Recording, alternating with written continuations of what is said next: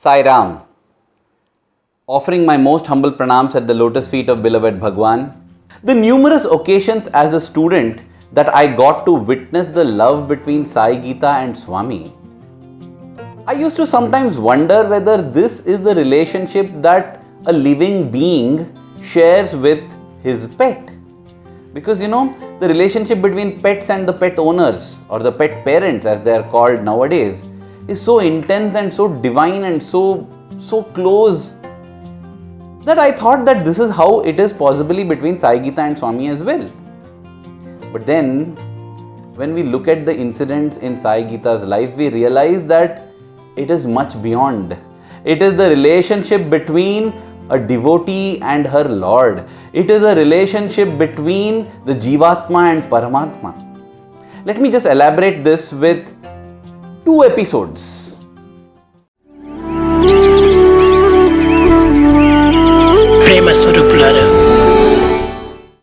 The first episode, I heard this from a senior brother of mine in the hostel. It happened somewhere in the 1990s.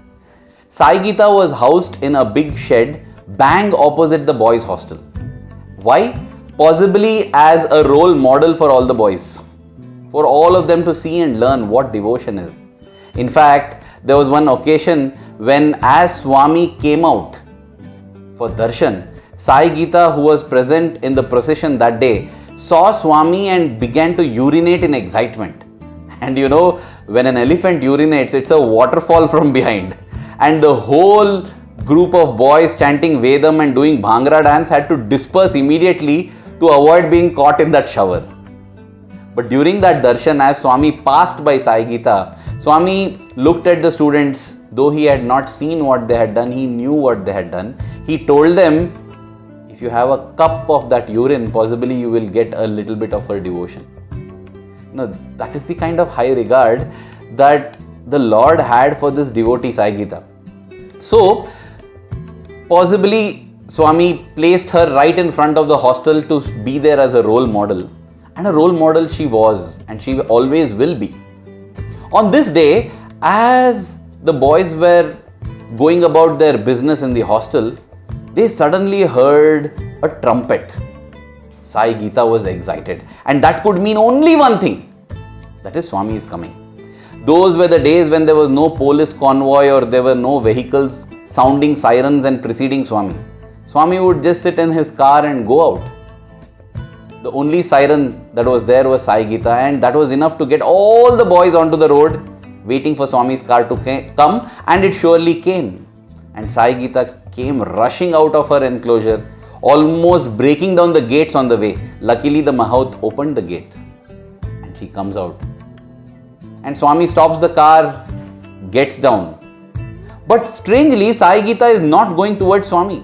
She moves to the front of the car and places her trunk on the bonnet of the car, as if saying, you can proceed no further. Swami gets down, lovingly offers a few apples to Sai Geeta and tells Geeta, Geeta, move. But Geeta is not ready to move. She is not ready to eat as well. Finally, Swami says, okay Geeta, if I go back to Mandir, will you move? The trunk moves a little bit. Then Swami says, okay Geeta, I am going to go back to the Mandir and stay there only. I am not going anywhere. Now will you move? Immediately, Sai Geeta removes her trunk from the bonnet and embraces her dear Lord. Swami then turns to the boys who are standing there and says, I was planning to go to Vrindavan today, but Geeta has stopped me from doing so. Then Swami got into the car and went back to the Mandir as he had promised Sai Geeta. You see, whenever Sai Geeta would come running out and trumpet loudly announcing the arrival of Swami's car, we might possibly mistake this to be her extrasensory perception, because the elephant's hearing is very sharp, the elephant's sight is very keen. So it is possible that she is able to hear the sound of the car or the horn of the car or whatever much before human ears can. But to know the intention of the Lord, you need to be connected deep with Him. Nobody knew that day that Swami was going to go to Vrindavan. except Sai Geeta. Sai Geeta knew where her Lord was going. Sai Geeta knew when her Lord was going. The second incident that I want to narrate, I would rather preface it with Swami's own narration. This is his narration from the 7th of June 2007 when he had visited the university auditorium.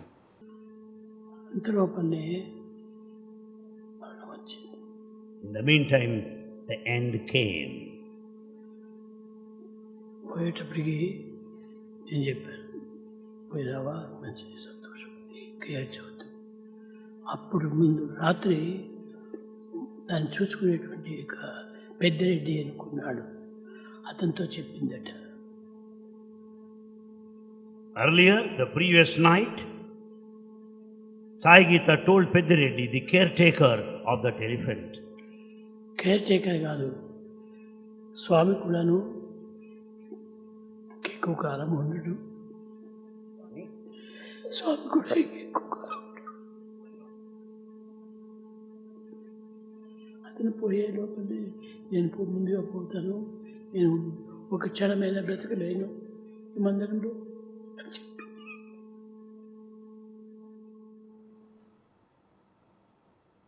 As you can see, the translator, our dear Anil Kumar sir, did not have the courage nor the inclination to translate what Swami said. Swami said that 15 days before her physical demise, Sai Geeta stopped taking food. She told her caretaker, Shri Pedareddy Garu, Swami is going to go, he is not going to be here for long. I cannot stay in a place where Swami isn't, so I am leaving immediately. Sai Geeta knew when Swami was going to Brindavan and at what time he was going.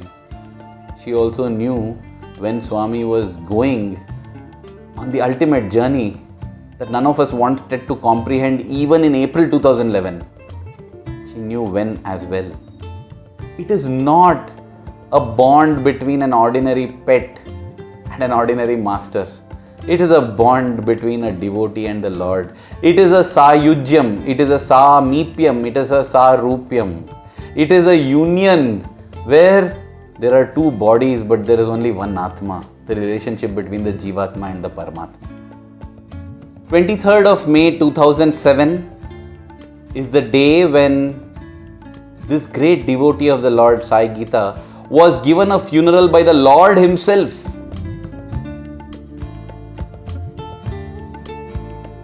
This is a privilege that possibly only Jatayu, the king of vultures, got back in Treta Yuga from Lord Sri Rama. And in the Kali Yuga, the only devotee to have got such a send-off, the only, is Sai Geeta. But before I come to the 23rd of May, let's quickly go through a few days before what had happened. Swami had left for Kodaikanal, uncharacteristically, directly from Puttaparthi. Otherwise, every time Swami would make a stopover at Brindavan, stay there for a few days and then go to Kodaikanal.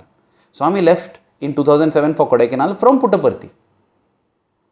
And ever since that happened, Sai Geeta stopped eating food. As Pedareddy Garu would say, she would just not eat. Kept growing weak day after day. And this went on. Again, uncharacteristically. At that point in time, it appeared like that. Today we know why. Swami returned from Kodaikanal again directly back to Puttaparthi. That was very, very strange because every year Swami would go to Brindavan in Bangalore, stay there till possibly the middle of June. You know, when the first rains would come and make the climate in Puttaparthi a little bit cool, so that the devotees need not sweat and slog under that sweltering sun. But that year, no. Swami came back on the 18th of May. Though physically it had not been conveyed to him that Sai Geeta was not eating, he is the Lord within. Aham Vaishwanaro Bhutva Praninam Deham Ashritaha. I am the Lord who is present as the Vaishwanara digesting the food. Will not the Vaishwanara know? Swami knows. He came back. And Sai Geeta had a glimpse of her Lord as she stood on the road along with all the other devotees as Swami's car was returning to Mandir from the airport. She continued her fast. And to give an indication, as Swami said in the discourse, she informed Pedareddy Garu in her own way in their heart-to-heart communication that I am going because Swami is not going to be here for long and I cannot stay here without him. She not only spoke that, she even showed it in her actions. On the night of the 20th of May, she did something she had never done before. At night, when she would be chained, that was the practice. She would be free throughout the day. At night, she would be chained. When she was chained that night, she broke the chains, went into the fields and just stayed there throughout the night. This was very strange and it was reported to Swami, but it did not stop. Pedareddy Garu, the caretaker, welded the chains, repaired them, and again on the 21st of May night, he saw that Sai Geeta did the same thing. Broke her chains, ran into the fields. And on the 22nd, as things were being readied for her bath, she would be hosed with a pipe. That was her bath. This was a daily ritual, and as that was happening, her leg gave way and she collapsed. Weakness, you call it. That's what happens when you don't eat for 15 days. She collapsed, she sat down. And Pedareddy Garu was worried. He managed to summon a crane. But even that crane had a capacity of only 2 tons. Sai Geeta was 6 tons. Even with the assistance of the crane, Sai Geeta was unable to stand up. Then slowly Sai Geeta lay down. She closed her eyes. Pedareddy Garu panicked. He sent message to Swami. Swami, our Sai Geeta has sat down. She is refusing to get up. Now she is lying down. At 6 p.m. on the 22nd of May, the doctors declared Sai Geeta dead. Pedareddy Garu was heartbroken. There could be nobody else on earth whose heart would be broken the way his would, barring one. That's of the Lord. Because as the devotee yearns and pines for the Lord yearns and pines for the devotee. Swami sent payasam, a sweet dish that was dear to Sai Geeta, which he himself used to feed her. He sent a huge vessel full of payasam for Sai Geeta at 8 p.m. And Pedareddy Garu was shivering when this came. He did not know. How could he feed payasam to a dead being? But it was Swami's command. So he forced open the mouth and poured in the payasam, half expecting it to fall out immediately. If not, by the next few hours, all of the payasam should be on the road, on the pavement there where she had fallen. But to his utter surprise and amazement, on the morning of the 23rd, there was not a drop of payasam that had fallen out. And he opened Sai Geeta's mouth and there is not a drop of payasam in her mouth. The doctor had been wrong in giving the time of departure, because it was only after Swami permitted her to leave, blessing her with payasam, that she left. And that morning at 7:30, I get tears even as I say this because I was a physical personal witness to this. Swami came to visit Sai Geeta. And as Swami's windows came down, Pedareddy Garu rushed to Swami and said, Swami, Geeta is not rising. Swami immediately came out. And I could not take any more photographs at that moment because that moment is only captured in my heart. Pedareddy Garu and Swami holding each other's hand. Big blobs of tears in Pedareddy Garu's eyes. Big blobs of tears in the Lord's eyes. How blessed are you, Sai Geeta, that the Lord missed your presence. There were big blobs of tears in my eyes too at that time. But then I was there on a duty, so I quickly wiped my tears and managed to capture the next few moments, golden moments. Swami took out a packet of vibhuti, emptied it in his hand, and gently pulled on Sai Geeta's trunk, caressed it, and then told Pedareddy Garu, "Open her eyes. She is longing to see me, let her see me once." Surprisingly, the eyelids, which should be so stiff, they were very fluid. With gentle flick, Pedareddy Garu was able to open her eyes. The moment Sai Geeta saw her Lord, the eyes closed forever. And now they became hard and Pedareddy Garu was not able to open them anymore. Swami then instructed that a big pit be dug in a palatial stable that had been inaugurated just 6 months earlier. Just 6 months back, Swami had himself come for the Graha Pravesha. Graha Pravesha is entry into the house. Swami had come for that and had blessed Sai Geeta. It was a beautiful day, the 18th of November. Surely, Swami knew everything. Just as Rama would point out to Hanuman and say, "This is how a devotee is," Sai would point out to Sai Geeta and say, "This is how a devotee's life is." This is Sai Geeta. This is Sai's Gita. Gita is the song celestial, the eternal message of the Lord. And Sai Geeta was indeed the eternal message of the Lord. Swami had Sai Geeta decked in her greatest beautiful finery, with silk cloth, with all her jewels and ornaments. And Swami instructed that a bed be made of her favorite sugarcane grass, along with sacks of vibhuti, sacks of turmeric and kumkum. And Swami left. And all these preparations were done. Everyone was amazed at the love of the Lord for the devotee. How he had given every little bit of instruction on what should be done. But that was not enough. Having done all of this, Swami was back there at 11 o'clock and he stayed there till 12:30. Till all the rites were completed and Mahamangal Arati was done to Sai Geeta. In my 2 decades or 3 decades in the physical presence of Swami, I have never seen the Aarti being waved to any other in the physical presence of Swami.